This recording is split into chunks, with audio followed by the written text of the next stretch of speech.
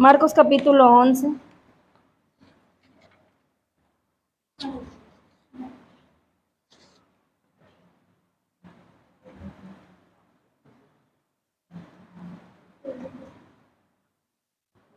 Amén. Marcos ahí capítulo 11, el verso 27 al verso 33. Amén. Lo leemos todos juntos, dice así la palabra de Dios, con la autoridad del Padre, del Hijo y del Espíritu Santo.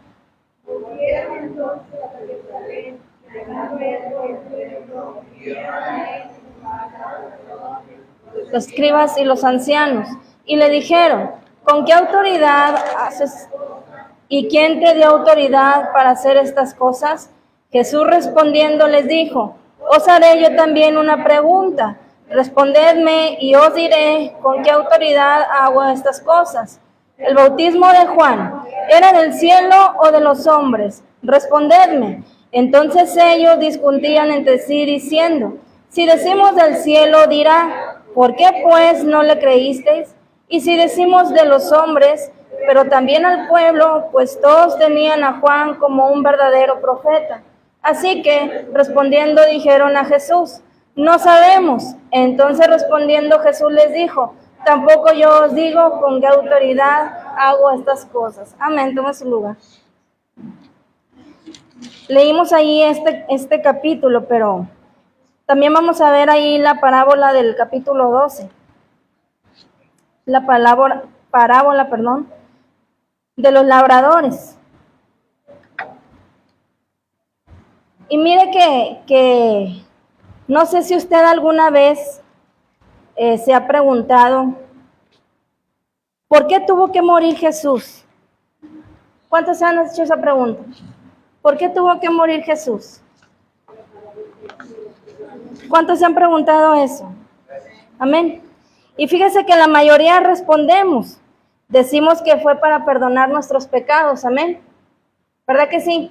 Pues murió porque para pagar nuestros pecados y así podamos ir al cielo. Pero si retrocedemos un poco, mi hermano, y analizamos ese momento, sin el conocimiento que hoy tenemos de la Biblia, es una pregunta difícil. Amén. ¿Por qué tuvo que morir Jesús? Es una pregunta difícil, pero la respuesta, mi hermano, a esta pregunta es la esencia de lo que usted y yo creemos como cristianos. Y mire que lo que vamos a estar hablando hoy es el peligro de rechazar a Jesús. ¿Y por qué tuvo que morir? Porque muchas veces tomamos a la ligera, ¿verdad?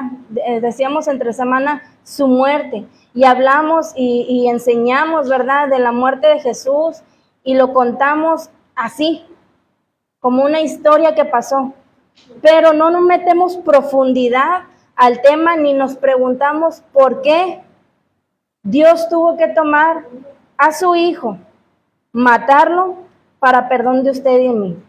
Entonces, la historia empieza de lo que leíamos ahorita, con que los principales sacerdotes y escribas, mi hermano, querían matar a Jesús. Vemos ahí que lo tenían rodeado, que lo tenían ahí haciéndole preguntas para hacerlo caer. Entonces, empezaron ahí a ponerles trampas a Jesús y le preguntan, ¿con qué autoridad haces lo que haces? Y si Jesús, mi hermano, contesta con autoridad divina, hubieran dicho, es un blasfemo, porque dice hablar de parte de Dios. Y si decía que hablaba de sí mismo, le reclamaban a la gente de por qué él hace eso. Entonces, eso era una trampa. Y él se las devuelve diciendo, ¿qué dice Juan del bautismo? Amén. Y ellos dicen, pues no sabemos, pues yo tampoco les digo. Así de fácil. Entonces, Dios encargó el mundo, mi hermano. Muchos dicen, ahí leyendo ahí la parábola del capítulo 12, déjeme se lo leo, yo sé que todos lo conocen, pero dice ahí el verso 1, entonces comenzó Jesús a decirle por parábolas, un hombre plantó una viña La cercó de vallado, cavó un lagar, edificó una torre y la arrendó a unos labradores y se fue lejos. Y a su tiempo envió un siervo a los labradores para que recibiese de estos del fruto de la viña. Mas ellos, tomándole, le golpearon y le enviaron con las manos vacías. Volvió a enviarles otro siervo, pero apedreándole, le hirieron en la cabeza y también le enviaron afrentado.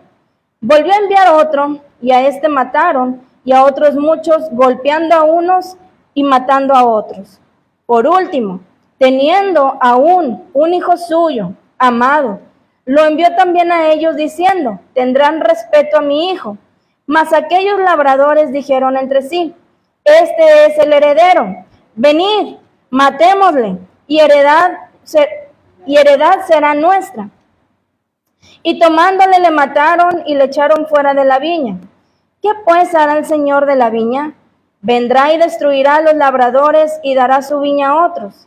Ni aun esta escritura habéis leído, la piedra que desechaban los edificadores ha venido a ser cabeza del ángulo. El Señor ha hecho esto y es cosa maravillosa en nuestros ojos. Y procuraban prenderle porque entendían que decía contra ellos aquella parábola, pero tenían a la multitud y dejándola se fueron. ¿Qué es esto, mi? Aquí vemos que Dios encargó el mundo. Y muchos hemos escuchado en otras ocasiones que da a entender de que el viñedo representa a Israel. Amén. Luego Jesús dice que va a quitar el viñedo, mi. Dice, voy a quitar el viñedo a los que le rechazan y se la voy a dar a otros. Amén. ¿Estamos entendiendo? Por eso comparan con que Israel rechaza a Dios. Amén. Y Dios se enfoca en los que no son judíos, que somos usted y yo, los gentiles. Pero, mi hermano, sin embargo, esto es mucho más amplio. Esta parábola es mucho más amplia. ¿Por qué? Porque fíjese que Jesús está hablando acerca del mundo completo, el mundo entero. Está hablando de su campo, mi hermano. Dice, y lo cerca, y que quiere que de esas uvas se produzca vino. Pone una torre de vigilancia, imaginemos, una torre de vigilancia, y que se le encarga o alquila a muchas personas. Igual él dijo, mi hermano. Él le dijo a Adán, acuérdese, cuida de mi huerto y sé mayordomo de este jardín. Es lo mismo. ¿Qué es esto, mi hermano? Vemos el humano cómo corrompe al mundo. Dios le encarga el mundo al humano, lo hace para que usted y yo estemos y vivamos y disfrutemos de lo que Dios hizo. Pero ¿qué hace el hombre? La Biblia nos dice que la persona que rechaza a Dios, dice, eso quiere decir que las personas que rechazan a Dios son llevadas por sus impulsos. Amén. Sus deseos, ¿para qué? Dice, para aprovechar y abusar de las demás personas y utilizan, mi hermano, fíjese bien, los recursos que Dios da y en lugar de bendecir, lastiman y perjudican a la gente. Entonces, cuando el hombre entra, mi hermano, y peca aquí en el mundo, desde ese momento hay una disfunción en todo el mundo. Ya no sirve más para lo que Dios lo creó. ¿Qué pasa? Que Dios creó al mundo perfecto. Dios crea el mundo perfecto, Dios hace al hombre a su imagen y semejanza, dice, nos lo da, ¿y qué hace el hombre? Lo corrompe. La creación corrompe el mundo. Romanos dice, mi hermano, que el hombre decidió dar gloria a lo creado y no a Dios. Así que el mundo está roto. Podemos ver al mundo roto, podemos ver al mundo corrompido. ¿Por qué? Porque el humano que fue creado por Dios para llevar, dice, el planeta hacia los pies de Dios, porque a Él le pertenece, lo que hizo fue para su propio uso y para sus propios deseos. Entonces, ¿qué hace Dios? Fíjese bien. Dios en su grande misericordia empezó a mandar mensajeros. Vio que el hombre corrompió el mundo, que no están haciendo para lo que fuimos creados. ¿Y qué dice Dios? Muy bien, yo voy a mandar mensajeros. Entonces Dios está diciendo a Israel, regresa a Dios. Regresa a Dios, regresa a tu Padre. Amén. Regresa a la esperanza. Y nos lo dice una y otra vez. Regresen a mí. Regresen dice en su palabra, ¿verdad? Vuélvete a tu primer amor. Vuélvete. Pero ¿qué hace Israel, mi hermano? Israel vemos a través de la historia de la Biblia, como lo hemos estado viendo, que empieza a rechazar a los profetas. Y no solamente eso, sino que empieza a matarles. Amén. Empieza a matar a los profetas. Jesús mismo les dice, ¿cuál de los profetas no mataron? ¿Cuál? Si terminaron con todos. Entonces, lejos, mi hermano, de recibirlo como una palabra divina, ¿qué pasa? Se sentían amenazados y mataban a los mensajeros que Dios mandaba.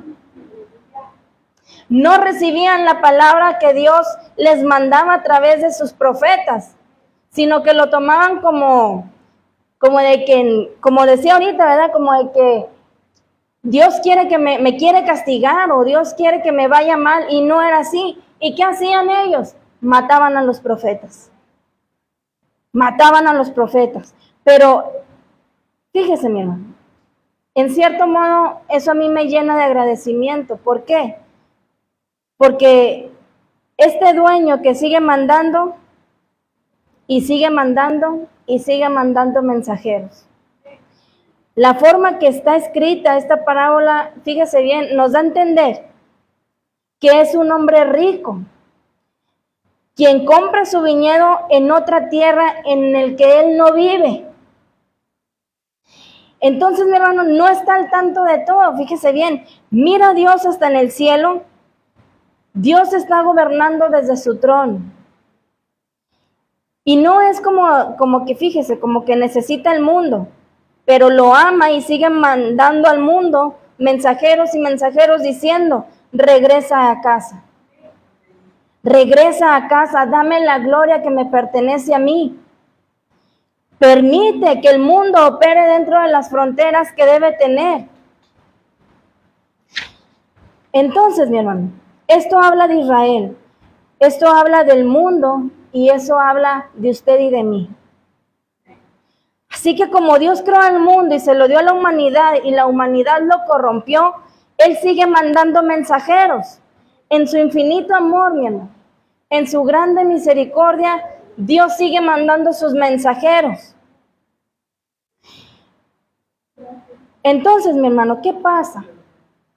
Que Dios nos dio una vida y Dios nos dio la Biblia, que dice que todos nosotros hemos corrompido nuestra propia vida. Sí que todos hemos tomado decisiones, mi hermano. En algún momento hemos tomado decisiones que nos han herido, que nos han alejado del propósito de Dios, que nos han permitido darle a Dios la gloria.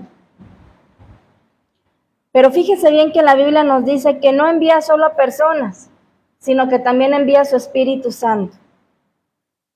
Envía a su Espíritu Santo ¿a qué, mi hermano? A convencer al mundo de injusticia, a convencer al mundo de juicio y de pecado. Entonces, mi hermano, esto pasa, mi hermano. Esto pasa en este mundo que Dios lo creó perfecto, pero que el hombre vino a corromperlo. Lo corrompió. Entonces, algo que vemos aquí en lo que leímos ahorita al principio es de que estos hombres fariseos eran hombres religiosos. Amén. Y fíjese que en muchas ocasiones hemos dicho, ¿verdad?, que los religiosos son propensos a rechazar a Dios. Más que los de afuera, mi hermano. Más. Porque fíjese, pongamos mucha atención, ya que esta parábola, fíjese bien, está dirigida exclusivamente hacia los religiosos. Y eso es muy importante, mi hermano. Como se nos decía en uno de los mensajes, a veces somos tan religiosos que exageramos las cosas y nosotros mismos nos hacemos el camino de Dios difícil. Entonces, esto era lo que los fariseos estaban haciendo el camino difícil, o veían que Jesús hacía las cosas diferentes y no les parecía, porque ellos en su religiosidad no lo aceptaban. Entonces, a veces los más propensos a rechazar a Jesús, mi hermano, no es la gente que vive en rebelión, sino que es la gente que vive en religión, la que es más propensa en rechazar a nuestro Señor Jesucristo. No es la gente que odia a Dios, es la gente que pretende amar a Dios. Fíjese bien, la gente que pretende amar a Dios y que tiene una larga lista de lo que ha hecho y razones por las que Dios les debe uno. Y que es la esencia, fíjese bien, es la esencia en la religión, que cuando usted y yo hacemos algo, Dios nos recompensa. Que cuando usted y yo buscamos de Dios, Dios nos tiene que perdonar. Que cuando usted y yo somos buenos, Dios dice, wow, tengo que ayudarle porque hizo las cosas bien. Y es así como estos hombres estaban viviendo. Y como lamentablemente hoy en día mucha gente está viviendo.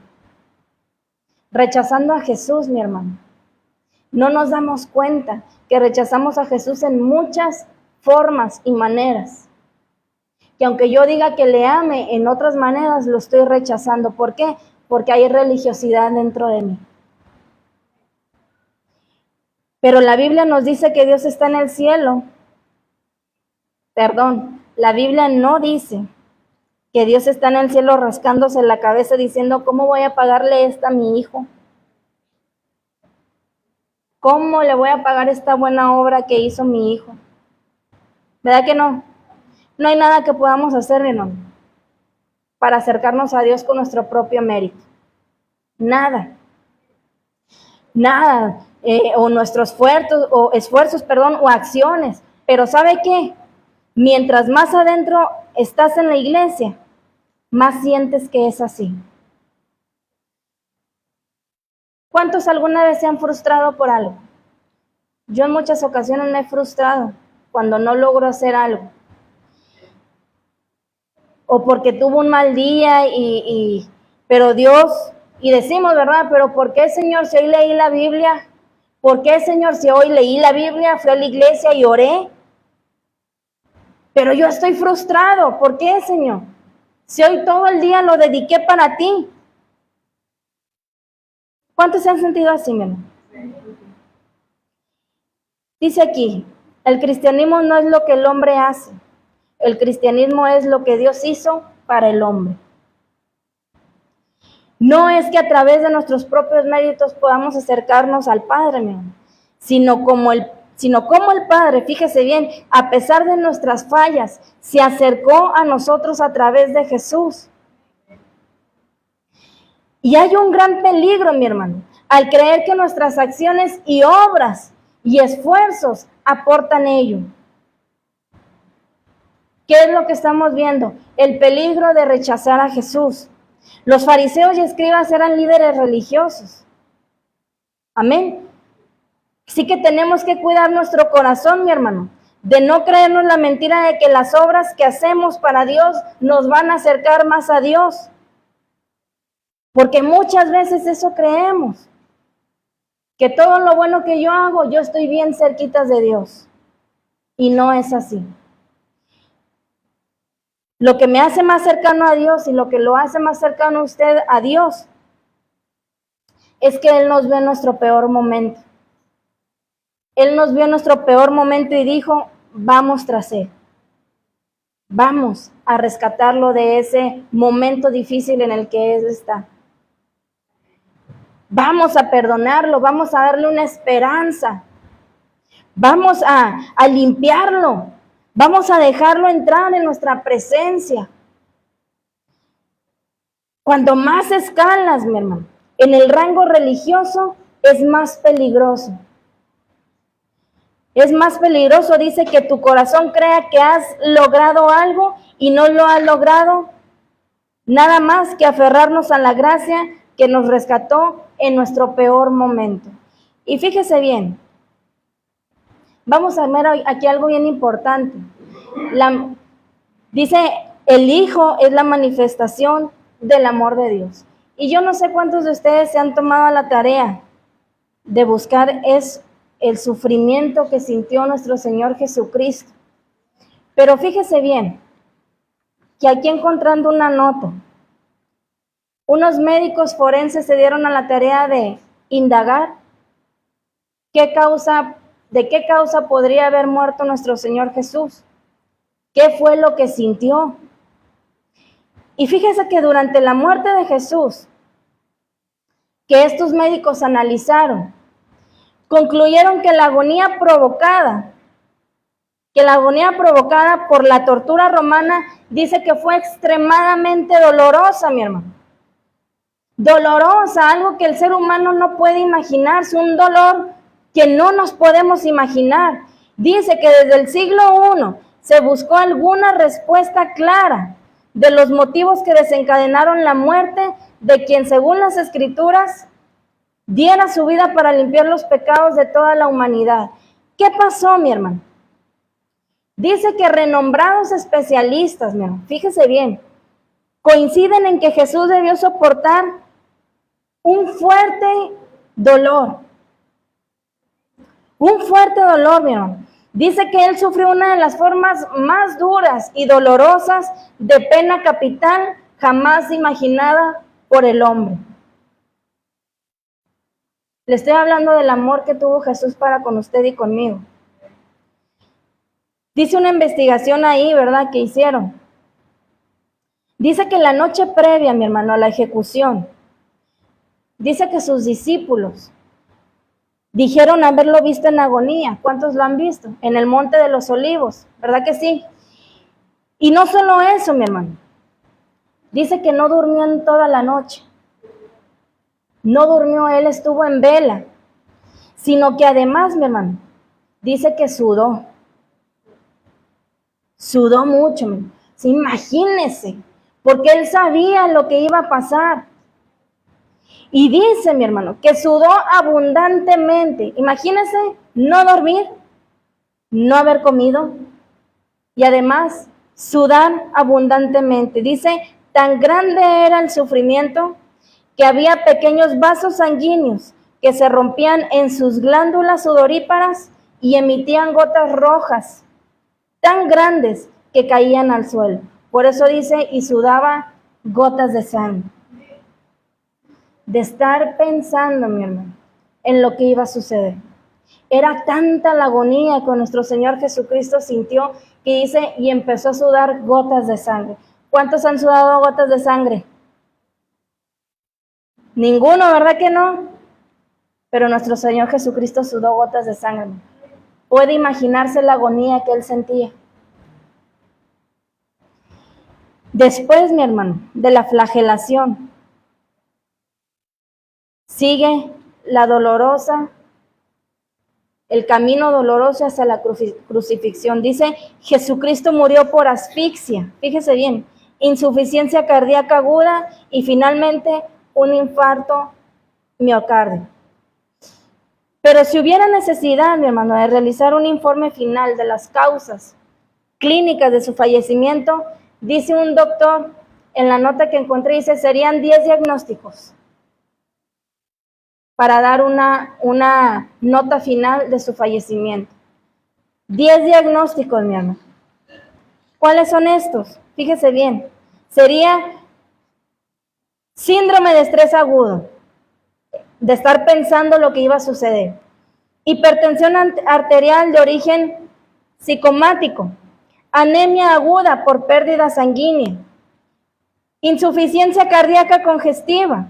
Insuficiencia respiratoria aguda, síndrome pleural con derrame, shock por hipotensión, infarto de miocardio, ruptura de ventrículo y por final, la muerte. O sea que Jesucristo, mi hermano, fue destrozado. los 3 momentos clave y de mayor sufrimiento a los que Jesús fue sometido. ¿Cuáles fueron? Número 1, la flagelación, los azotes que le dieron, que dice mi hermano, que la flagelación era un preliminar legal en aquel lugar. Era legal, y dice que a la víctima, lo hemos visto en películas, ¿verdad? La desnudaban, mi hermano. Dice, la parte superior del cuerpo, lo sujetaban a un pilar. Hemos visto cómo lo tenían, ¿verdad? Y en la película La Pasión de Cristo nos lo hacen más parecido.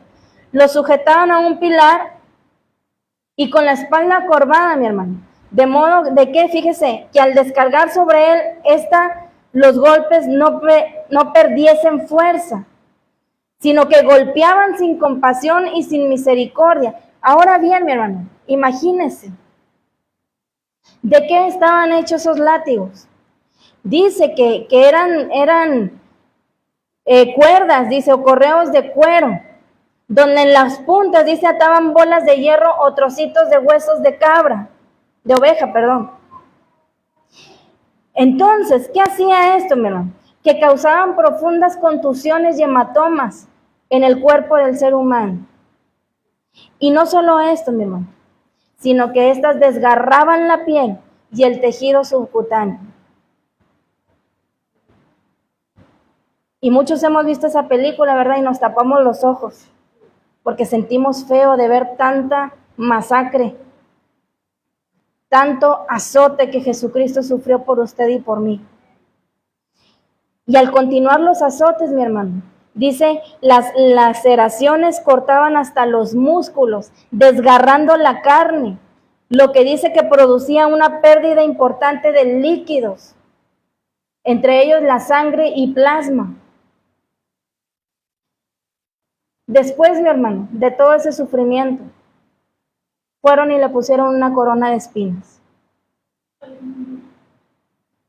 Una corona de espinas, mi hermano. Dice que Jesús le fue colocada como emblema de su realeza. Esta corona de espinas dice que pudo irritar gravemente los nervios más importantes de la cabeza, causando un dolor cada vez más intenso y agudo con el paso de las horas. Porque vemos que le ponen la corona, ¿verdad? Y se la encajan. Y no son espinitas de las rosas, mi hermano. Eran espinotas. De acuerdo, mi hermano, dice que a las Escrituras no recibió ningún alimento durante muchas horas, lo que se habría agravado por la pérdida de líquidos tras las abundantes hemorragias que nuestro Señor Jesucristo perdió. Eso permite suponer que estaría gravemente deshidratado y al borde de un colapso o shock. Y aquí podemos ver un milagro. Un milagro. Todo lo que nuestro Señor Jesucristo sufrió y no murió, mi hermano. No murió. Entonces cuenta la Biblia que al momento de la coronación, mi hermano, congregaron a toda la corte conformada, fíjese bien, de entre 400 y 600 hombres. ¿Para qué? Para escupirle, para bofetearle, para decirle, sálvese. Si eres rey de los judíos, sálvate. Le echaron en las espaldas una capa, dice, corta, color grana, y le encasquetaron la corona de espinas con fuerza sobre la cabeza. Y como cetro le pusieron una caña. Y le golpeaban la cabeza, mi hermano, con una caña, y le escupían. Y por último, mi hermano, llega la crucifixión. ¿Por qué le estoy diciendo todo esto, mi hermano? Porque como empecé al principio, a veces tomamos la muerte de nuestro Señor Jesucristo como algo light, como que cualquiera puede hacer, como de que, sí, murió por mis pecados, sí. Pero no se ve el agradecimiento en usted y en mí. Entonces al final vemos la crucifixión, dice, el dolor y el daño causado por la crucifixión fueron concebidos para ser sumamente intensos. Según un doctor llamado Frederick, La perforación del nervio medio de las manos, donde le ponen a nuestro Señor Jesucristo el clavo, dice, puede causar un dolor tan increíble que ni la morfina le quitaría el dolor. En los hospitales usan mucho la morfina cuando hay un dolor intenso. Yo recuerdo que así nosotros inyectábamos 5 miligramos de morfina y se les quitaba el dolor. Pero aquí dice que todo lo que nuestro Señor Jesucristo sentía de dolor, ni la morfina le podía quitar el dolor. Por ser un dolor intenso, mi hermano, ardiente, dice, horrible como relámpagos, atravesado el brazo hacia la médula espinal, la ruptura del nervio plantar, la del pie, tendría un efecto asimismo horrible. Dice, además la postura del cuerpo sobre este tipo de cruz alargaría por varios días la agonía. Y esta, fíjese bien, para ser extremadamente difícil, hacían esta posición para hacer extremadamente difícil la respiración. Y este doctor escribió, una muerte por crucifixión parece incluir todo lo que el dolor y la muerte pueden tener de horrible y espantoso. Vértigo, calambres, sed, inanición, fiebre, tétano, vergüenza, humillación, larga duración del tormento, horror de la anticipación, mortificación de las heridas no cuidadas. Lo resumió como una sinfonía del dolor, producida por cada movimiento, con cada inspiración, incluso una pequeña brisa sobre la piel podría haberle causado un dolor intenso. Por su parte, dijo creer que Cristo murió de un colapso, debido a la pérdida de sangre y líquido, más un choque traumático por sus heridas, además de una sacudida cardiogénica que hizo que su corazón explotara. ¿Y para qué, mi hermano? Para que usted y yo fuéramos salvos. ¿Para qué, mi hermano? Para que usted y yo le diéramos la gloria a Él. ¿Para qué? Para que usted y yo fuésemos agradecidos y obedientes a Él.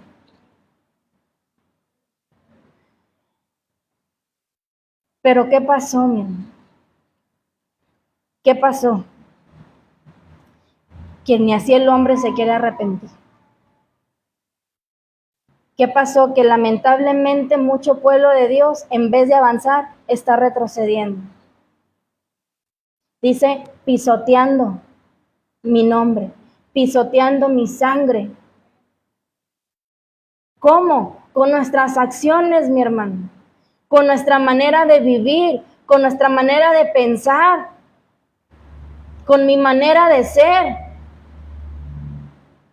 Pisoteamos la sangre de Cristo. Con mi testimonio, si no es la que a Dios le agrada, yo digo, tu muerte a mí no me sirvió para nada. Y es triste, mi hermano. Es triste ver estos casos. Lo seguimos diciendo, Cristo viene, mi hermano. De veras entra una desesperación de que Cristo viene, ¿qué estamos haciendo? Que en vez de avanzar y avanzar y avanzar, retrocedemos y retrocedemos y retrocedemos, y pues eso dicen ellos. Y no hay ese agradecimiento por lo que Jesús hizo por usted y por mí. El Hijo de Dios, dice, es la manifestación del amor de Dios. Dice, aunque ya mandé a mis siervos, dice Dios, voy a mandar a mi Hijo. Voy a mandar a mi Hijo, al que amo profundamente. ¿Por qué mandar a Jesús, mi hermano? ¿Por qué tuvo el Padre que mandar a su Hijo? ¿Por qué no le dijo al ángel Gabriel, oye, ve tú y muere por ellos? ¿Por qué, mi hermanos? Dice, si somos honestos, reconoceremos que Dios creó el universo. Y al hacerlo, Él escribió el ADN y el código. Entonces podríamos decir, ¿por qué no mandar a uno de sus ángeles? ¿Por qué mejor una transacción de oro? ¿O pagar una cantidad grande de dinero si Él es el dueño de todo el mundo? ¿Por qué mandar a su único hijo, mi hermano? Nosotros podríamos pensar todo esto, pero Dios dijo, no. No. Yo quiero que Ana, que la hermana San Juana, que la hermana Noemí, que cada uno de ellos sepan el resto de su vida que yo los amo como amo a mi Hijo Jesús. Quiero que ellos sepan eso, que los amo tanto, tanto como amo a mi Hijo Jesucristo. Así como el Padre me ha amado a mí, dice Jesús, así yo los amo a ustedes. Dice su palabra, permanezcan en mi amor. Para que permanezcan en mi amor. ¿Por qué tuvo que morir Jesús, mi hermano? Porque esta era la forma de demostrar qué tan alto, qué tan ancho y qué tan profundo es el amor de Dios para usted y para mí. Que sobrepasa, dice su palabra, que sobrepasa todo entendimiento, que no es un amor como el ser humano lo da, sino que es un amor tan profundo que no te pide nada a cambio. Que lo único que te dice Dios, obedéceme. Es todo lo que te pido, obediencia. Así como el padre y la madre le piden al hijo, obedéceme. Lo mismo es con nuestro Dios, mi hermano. Es nuestro papá. Jesús, para crear las galaxias, no tuvo que sudar una sola gota de sudor. Pero para salvarlo a usted y a mí, tuvo que dar su propia vida. Tuvo que sudar gotas de sangre. Tuvo que ser casi podríamos decir desmembrado, desfigurado. Desfigurado porque no se le reconocía. Tuvo que hacer esto, mi hermano. ¿Para qué, mi hermano? Para que sepamos el grande amor que Él tuvo para con usted y para conmigo. Dios ya dice, puso un precio sobre nuestra vida, sobre la vida de usted y sobre la mía. ¿Y cuál es ese precio? La vida de Jesús.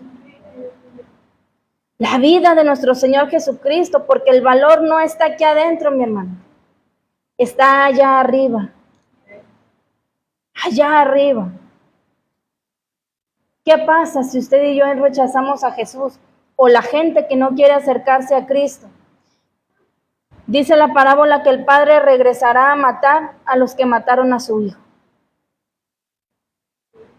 La Biblia me enseña que Dios me ama a mí y lo ama a usted.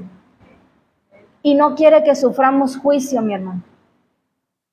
Dice su palabra, mi propósito, lo que yo quiero es que todos procedan al arrepentimiento, que todos vengan a los pies de mi Hijo Jesucristo, que todos sean salvos del juicio que viene sobre esta tierra, que ya está muy próxima. Enseña también, mi hermano, que el infierno existe. Y fíjese, se lo dijo así y siempre se lo hemos dicho así abiertamente porque en otras partes o en otros lugares no quieren decirlo ampliamente. Pero el infierno existe. Y si usted y yo no cambiamos nuestra vida y nos enderezamos, o si los de afuera no vienen a los pies de Cristo, van directo al infierno, mi hermano. Enseña también, mi hermano, esto. Sin embargo, Dios tiene tantas ganas de tenernos en su presencia que dice que envía a mi Hijo Jesucristo. Lo envié, ¿para qué, mi hermano? Escuche esto, las buenas noticias son únicamente buenas noticias si das tu vida a Jesús. Así que no podemos pensar que rechazando el regalo que Dios nos dio, que rechazando el perdón, que decir que no necesito a Dios en mi vida, que decir que no necesito esa sangre que me limpie. No podemos pensar, mi hermano, que Dios va a pasar todo esto por alto. No puedo pensar que, pues yo creo que las cosas deben de ser así, o yo pienso que esto no es como lo dicen, sino como yo pienso que deben de ser. No podemos pensar que Dios lo está pasando por alto. Es muy fuerte, mi hermano, lo que se dice. ¿Y por qué les predicamos así, mi hermano? Porque ya no se predica mucho así. Ya no se predica mucho de esto. Ya no se predica mucho de lo que Jesucristo vino a hacer por usted y por mí, porque ya no le están dando tanto valor e importancia a ese grande sacrificio que Él hizo por usted y por mí. ¿Qué es lo que nos da la entrada, mi hermano? ¿Qué es lo que nos reconcilió con el Padre? Sino como lo que se nos decía en mensajes anteriores, ya no se predica esto, se predica cómo puedes ser bendecido, cómo puedes obtener el sueño que tanto has tenido, la casa de tus sueños, el carro de tus sueños. Ya no se predica cómo puedo obtener, cómo le puedo hacer para que los frutos del Espíritu Santo crezcan en mí. ¿Qué es lo que más vale, mi hermano? A veces podremos decir otra vez lo mismo. Dice Dios, predica a tiempo y fuera de tiempo. Otra vez lo mismo, porque necesitas otra vez lo mismo. ¿Por qué necesitamos otra vez lo mismo? Porque no hemos entendido lo que Dios nos está diciendo. Sí que dice Dios, hasta que entiendas, te lo voy a seguir diciendo. ¿Cómo es la papá y la mamá con el hijo cuando no entiende las cosas? Se lo vuelvo a repetir. Yo le digo a los míos, ya te dije 3 veces y no has entendido, te lo voy a volver a repetir hasta que entiendas. Lo mismo Dios, mi hermano. Lo mismo Dios, se los voy a volver a repetir hasta que entiendan, porque yo quiero salvarlos del juicio que viene, porque yo quiero salvarlos mi hermano, viene una gran destrucción y está ya cerca, ya no podemos estar distraídos en otras cosas. Dice Dios, es necesario que ya entiendan que yo vengo pronto. Vengo pronto ya por mi iglesia. Y voy a ir solamente por aquellos que estén limpios, que estén haciendo las cosas como yo se las estoy pidiendo. La Biblia es clara, mi hermano, y es enfática, que la única forma de escapar del juicio es recibiendo el perdón de Dios a través de su Hijo Jesucristo. No hay otro medio. No hay otro medio para que yo pueda ser salvo, si no es por medio de nuestro Señor Jesucristo. Si rechazamos, mi hermano, esta forma, si la gente sigue rechazando esta forma, rechazando a Jesús, que llegó a través de mensajeros, si seguimos rechazando lo que Dios nos dice a través de sus mensajeros, de amigos, de familiares, de pastores, de líderes, dice la Biblia claramente que hay un juicio que nos espera. Que hay un juicio que nos espera y esto es muy real, mi hermano. No es un cuento de hadas. No es una fábula, no es una historieta. Es triste.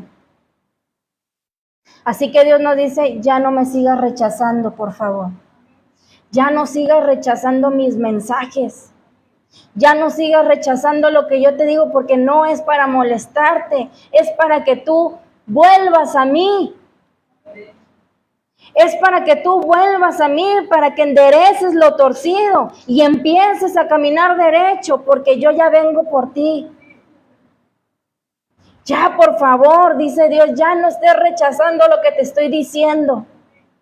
¿Qué hacemos nosotros como padres, mi hermano, cuando el niño no obedece? Vamos y le damos el manazo, ¿verdad que sí? ¿Y por qué no aceptamos el manazo de Dios? Estamos siendo injustos. Porque al niño yo sí le pego, pero que me pegue Dios a mí, ya no voy a la iglesia. Que me aconseje Dios a mí, porque son consejos, mi hermano. Son exhortaciones que Dios nos da. ¿Qué es exhortación? Palabras de ánimo que Dios nos da. Que Dios haga eso. No, yo ya no voy. ¿Por qué? Si al niño sí le doy el manazo, porque no entiende. ¿Y qué le decimos? Entiende, por favor. Te estoy hablando. Lo mismo Dios, mi hermano. ¿Qué está diciendo hoy en día? Entiende, por favor. Entiende, despiértate ya.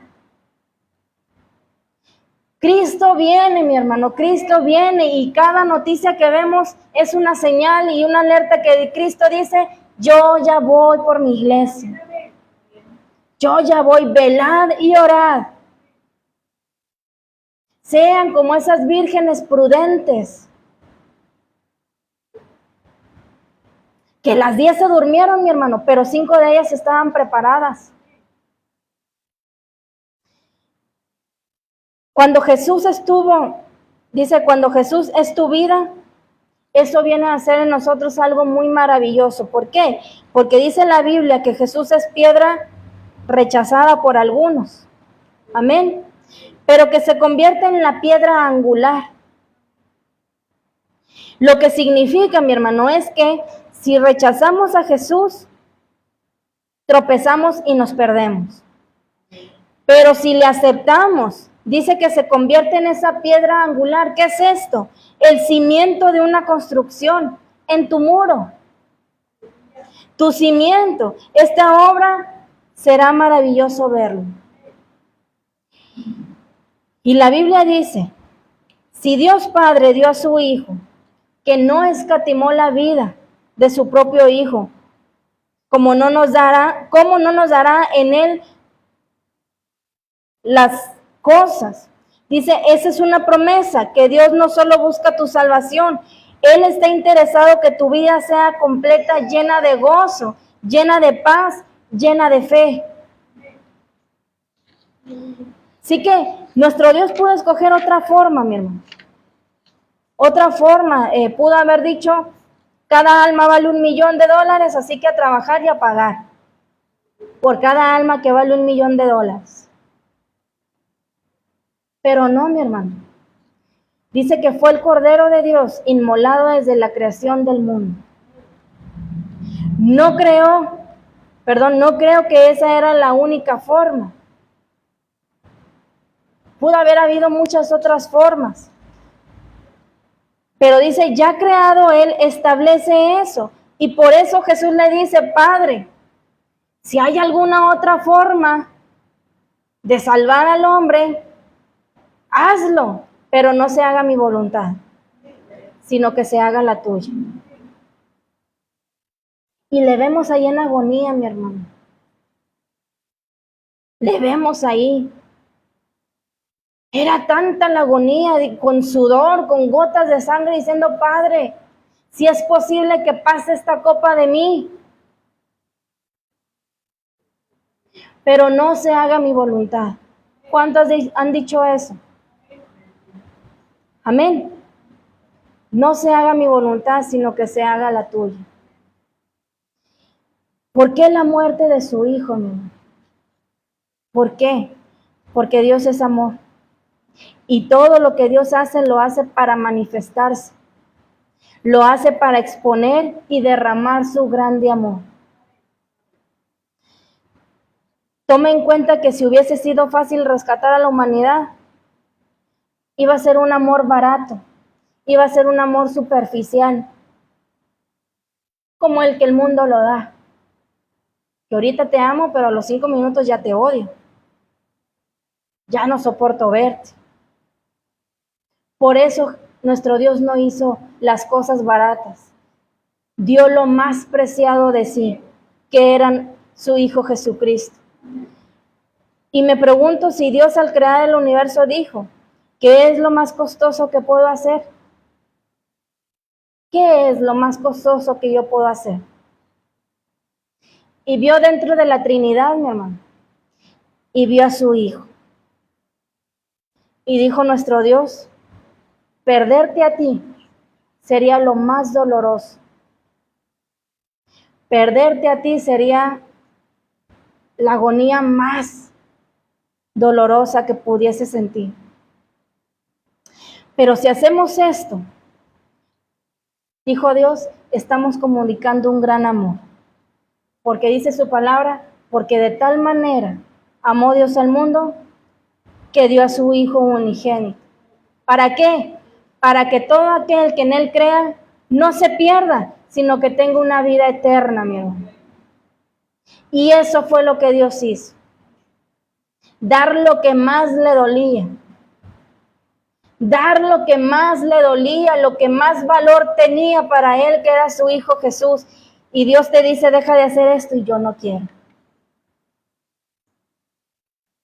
Ya no quiero que hables así, y yo no quiero. Ya no quiero que vivas una doble vida, vive una. Agrádame a mí, y yo no quiero. Ya no quiero que hagas las cosas a tu manera, sino que quiero que las hagas como yo las pido, y yo no quiero. Cuando Él entregó lo más preciado por usted y por mí. ¿Sabe lo que determina el valor de algo? El valor de algo lo determina, dice, es economía sencilla. Se llama oferta y demanda. ¿Qué es esto? Lo que determina el valor de algo, dice aquí, es cuánto estás dispuesto a pagar por algo. Ejemplo, si usted y yo tenemos una casa y le invertimos mucho dinero, y al venderlo usted y yo decimos que nuestra casa vale $500,000, supongamos. Y eso no vale su casa, a menos que alguien esté dispuesto a pagar el $500,000 por su casa. Amén. ¿Está entendiendo? Si nadie quiere pagar eso, mi hermano, aunque usted haya invertido ese dinero, no lo vale. No lo vale. Dice, pues vale lo que alguien está dispuesto a pagar por ello. ¿Será que esas ropas, fíjese bien, creo que aquí me pasé. Se habla que allá el vestido de la mona esta, la Marilyn Monroe, ¿cuántos lo han visto? El vestido blanco. Se dice que se vendió en 8 millones, mi hermano. Ese vestido de dólares. 8 millones. ¿Lo valdrá? Pero hubo alguien que pagó 8 millones por ese vestido. Quizás sea por la tela, no sé, pero hubo una persona que pagó 8 millones por ese vestido. Y el trajecito este con el que sale el Michael Jackson, la camisa, con la que siempre salía una camisa blanca común y corriente, la vendieron en 2 millones, mi hermano. ¿Lo valdrá? En Soriana lo podemos ver en 100 pesos o menos. Pero hubo alguien que pagó 2 millones por esa camisa. Usted y yo, mi hermano, no valíamos nada. Pero hubo alguien que dijo, yo voy a dar mi vida, porque eso es lo que vale para mí. Denle un fuerte aplauso, mi hermano. Amén. Gracias a nuestro Señor Jesucristo, mi hermano, usted y yo tuvimos valor, porque no valíamos nada. Nadie daba ni un cacahuate por usted y por mí, ni siquiera la semilla de mostaza, que es lo más pequeñito. Pero dijo Jesús, yo voy a dar mi vida por ellos, porque ellos valen mucho. Y ahora estamos usted y yo aquí, mi hermano, dándole gloria y honra a nuestro Señor Jesucristo por haber dado su vida por usted y por mí. ¿Cómo no darle gracias, mi hermano? ¿Cómo no darle gracias que cuando nadie daba nada por nosotros, hubo alguien que nos dio valor? Hubo alguien, así que no se crea cuando le digan, tú no vales nada. No vale mucho. Vale la sangre del Cordero, vale la sangre de Jesucristo que fue derramada por usted. Vale mucho, nada más que el diablo mete cizaña y dice, tú no vales nada. Envidioso, mi hermano, porque él fue desechado. Y porque nadie dio nada por él. Envidioso y celoso. ¿Por qué, mi hermano? porque usted y yo somos igualmente herederos. Pasamos a tener la misma herencia de nuestro Señor Jesucristo, mi hermano. Fíjese bien, que la Biblia dice que dice la Biblia que usted y yo somos polvo. Amén. Pero Dios no nos valora como polvo, mi hermano. No le da gusto. Dios no nos valora como polvo. Dice que Él desde antes de la fundación del mundo dijo: mi Hijo, a quien yo tanto amo, es el precio que estoy dispuesto a pagar por toda la humanidad. Amén. Y esto significa, mi hermano, que la muerte de Jesús, dice, eleva en nosotros el valor que nosotros merecemos ante Dios. Porque fíjese, se nos ha dado mucho esta ilustración. Es una balanza. Está usted y está Jesús. Amén. Nosotros no somos nada, mi hermano. Nada.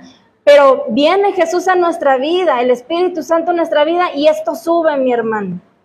Y somos iguales. Somos iguales. Dice Dios, te veo igual que a mi Hijo Jesucristo. Eres igual para mí.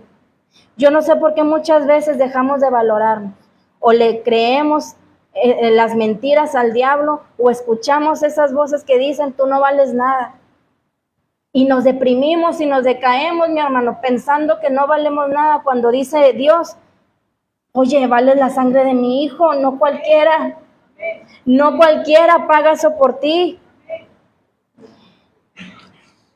Entonces, mi hermano, esto significa que la muerte de Jesús, como decía ahorita, eleva nuestro valor ante Dios.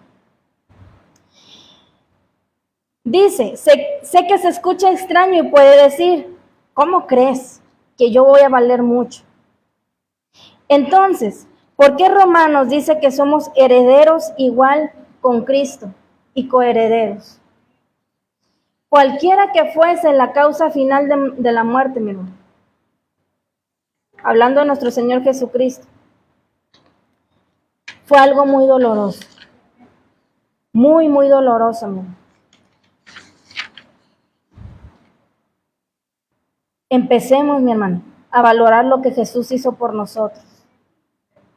Empecemos a valorarnos nosotros. Valemos mucho, mi hermano. Valemos la sangre de Cristo, que no es cualquier cosa. No cualquiera puede hacer eso. Si cualquier otro ser humano pudiese haber hecho eso, mi hermano, no valdría la pena lo que Jesús hizo. Fuera algo común porque cualquier persona lo pudiera hacer, pero vemos, ¿verdad? Cuando es Semana Santa, los que andan ahí golpeándose, no aguantan más que 3 latigazos, mi hermano, y se me hace mucho. No aguantan. Entonces es grande, mi hermano, lo que Jesús hizo por usted y por mí, como para que no obedezcamos, ¿no?, lo que Él nos pide. Estamos en la recta final. Estamos en lo último. Imagínense que vamos en una carrera todos corriendo. Unos se tropezaron y ahí se quedaron, hermano. Otros se cansaron y mejor se regresaron. Pero usted y yo seamos, mi hermano, como aquellos que ven que se cae un atleta y se regresa y lo levanta y va corriendo con él. No seamos de los que se olvidan, mi hermano. Seamos de los que regresamos por nuestro hermano para correr juntos la carrera hasta el final. Empecemos a obedecer a Dios, mi hermano. Dice Dios, ya no rechaces, lo que decía ahorita, ya no rechaces mi mensaje. Ya no lo rechaces porque yo lo estoy haciendo porque te amo. Nosotros educamos, ahorita daban el testimonio, ¿verdad?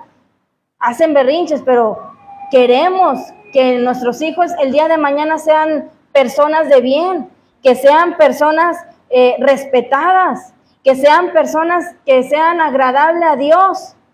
Es lo mismo, mi hermano. Es lo mismo, dice Dios, yo te mando mensajeros que te den la comida que tú necesitas porque yo quiero que vivas conmigo para siempre. porque yo no quiero que te quedes y que pases una eternidad en el infierno por no querer escuchar mi consejo. Así que empecemos, mi hermano, empecemos a tomar la importancia de vida que se merece a la palabra de nuestro Dios. Empecemos a prestar oído a lo que Dios nos trae todos los días, de lunes a domingo. De lunes a domingo tenemos alimento. Así que estamos bien nutriditos, si queremos. Pero puede haber también anoréxicos. Y a esos anoréxicos Dios dice, empieza a nutrirte con mi palabra. Amén. Póngase de pie, vamos a dar gracias. Cierra sus ojos y vamos a orar. Padre, te damos gracias, Jesús. Gracias, Señor, por este sacrificio que hiciste por nosotros. Gracias, Jesús, porque nos recuerdas cuánto valemos para ti, Dios. Gracias, mi Dios, por darnos ese valor cuando no valíamos nada. Gracias por entregar lo más preciado para salvarnos del juicio que viene a esta tierra. Gracias, mi Dios. Ayúdanos, Padre, como siempre te lo he pedido. Ayúdanos a que sigamos adelante, Señor. A que no desmayemos, Padre. A que empecemos a prestar oído al mensaje que tú nos traes todos los días, Jesús. Ayúdanos, Padre. Despierta a mis hermanos que estén dormidos, mi Dios, espiritualmente. Despiértales, Jesús. Despiértales. Que podamos entender que tú ya vienes por tu iglesia. Que tú ya pronto vienes y lo que quieres es que todos vivamos contigo una eternidad. Que nadie sufra el juicio que viene a esta tierra. Gracias, Padre. Gracias por tus consejos. Gracias por tu palabra, mi Dios. Gracias. Gracias. Y no nos vamos a cansar de agradecerte por haber entregado lo más preciado que era tu Hijo, por amor a cada uno de nosotros. Ayúdanos, mi Dios, a no desmayar. Fortalécenos, Padre. Fortalécenos para poder llegar hasta la meta, mi Dios. Y que ya no prestemos oído a esas palabras del enemigo. Te lo pido en el nombre de tu Hijo amado Jesucristo. A Él sea toda gloria, toda honra y toda alabanza hoy y siempre. Gracias, Señor. Amén.